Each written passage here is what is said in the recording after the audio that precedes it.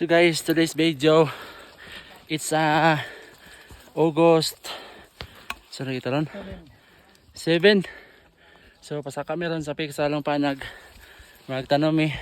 Maraming tanom guys oh. Ano? Masa gini nga kahoy gani kol? Lawaan. Lawaan. No. Hanga kayo kakabana ko tong mga kinakusgan ng mga local, mga porter, mga guide.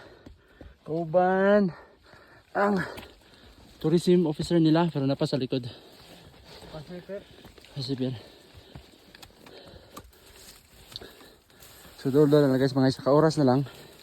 Matamid to niya. Dito mi mag tree planting.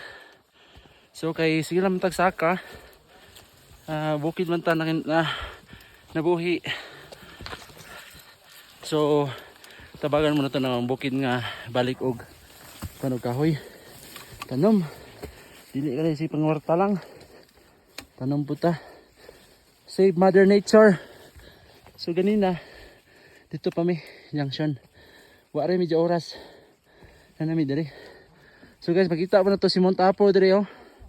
Ito si Mount Apo. And then mana si Mount Apo? So tara.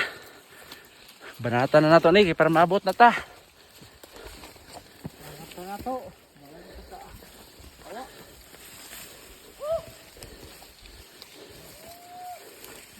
Shout out na to ang Jitors Adventures of Soxlander. Siyempre, Team Ana. Apo ni Arman Adventures. Travel Adventures.